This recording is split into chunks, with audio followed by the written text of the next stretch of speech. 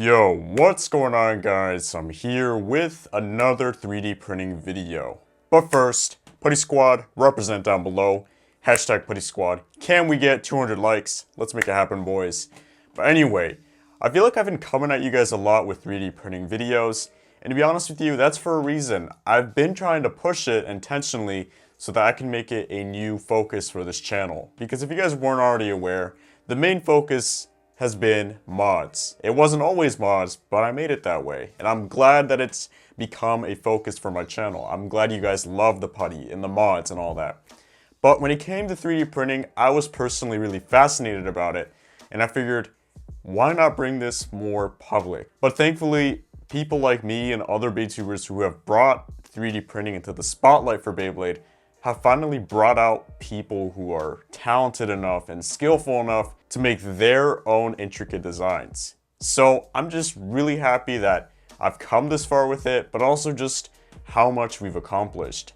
Now, I'm not saying we as in me personally, because as of right now, I haven't designed much, but for me, it's still a learning process. But nonetheless, there are very, very talented people out there that have already gone above and beyond what I could do. So I have to give props. And for this video, I'm giving props to Crazy Aries. Now, Crazy Aries is on the WBO, and they have designed some really, really cool parts. And one of them being a full-on Earth Eagle / Aquila remake into Burst. If you guys haven't seen that video already, I did make a video on it. Link will be on the screen right now. Go check it out. It's really, really good. And when I say good, I mean like next level 3D printing. You guys have seen my layers, but we're talking full on 3D printed Beyblades. And I'm just super glad to bring you guys this type of content. Anyway, with all that being said, I did want to make this video just to shed light on, I think, the next step when it comes to 3D printing. And that being a fully 3D printed disc. So the disc is, or it has been a component for Beyblade Burst from the start. It is the centerpiece.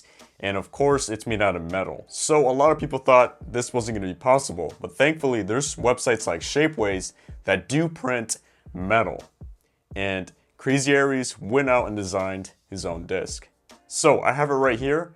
And this video is just going to be focusing on it, showing you just its properties, as well as just some more basic info and of course some battles with it. So I figured, you know what, we're going to shed light on this because it's a really important step in 3D printing, and I think it's going to take us even closer to producing our very own Beyblades, 100% 3D printed. We're almost at that point, if not already at that point. So let's get into this video right now. Alrighty, so I have a few discs laid out for you guys, as well as my scale, because we're going to be weighing this disc. Anyway, here is the actual 3D printed disc. And if you guys weren't aware, it is called End. Now you guys can see it even has E's engraved on the tabs, which is very good attention to detail. Now, in terms of this disc shape, it is very reminiscent of the 3-disc, but also a combination of the 0-disc. So I'm not entirely sure if Crazy Aries modeled End after these two discs, but just comparing them, I do see some similarities. Now, one thing I wanted to point out was that this disc does not use a frame. And if you guys are newer to Beyblade Burst, you guys are probably wondering why. So basically, prior to God Layers or Switch Strike, most discs were just basic letter discs. And they did most of the letters in the alphabet, excluding a few letters, and one of them was the letter E. So Crazy Aries decided to make a E-based disc, and you guys can kind of see the E's here on both sides. So that's really, really cool. Overall though, just looking at the shape, it's very round and smooth and just a basic circular shape. So once again, comparing it to actual discs that do exist, it just takes a striking resemblance to 3 when it comes to the ends, or the E's, I guess. And also just the roundness from 0. And I know another thing you guys probably noticed is the color. So the color itself is kind of like a, I guess, bronzy, almost like a copperish color in a way. But that's for a reason. So real discs, or I guess the official discs, are made out of a zinc alloy material. And they don't really rust. And another thing is that they're not magnetic. So this is the Mugen driver, it's a magnet, and it doesn't even stick to it, which kind of stinks, because if we had magnetic discs, that would be awesome. But anyway, we got the end disc here, and this is made out of steel. So that's why it has a different appearance, and also the website Shapeways did process it to give it this look. Now, the neat thing about this disc is that it is magnetized. It will stick to a magnet, which is awesome. Once again, you guys can see that. Really cool. Anyway, this disc is round once again, and just looking at the bottom, it looks pretty hollow, right? But here's the thing, because it's made out of steel, it does have a much denser weight. So we're gonna get our scale right now, and we're just gonna do a quick comparison.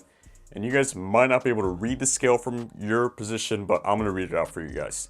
And just another thing I wanted to mention was that my scale may not be 100% accurate. So just making that clear. Anyway, we're gonna start off with the 3 disc, which comes out at about 20.2 grams. Next, we have the 0 disc, and that comes out at about 22.4 grams, so a little bit heavier. And then lastly, the 10 disc, which was released on Revive Phoenix.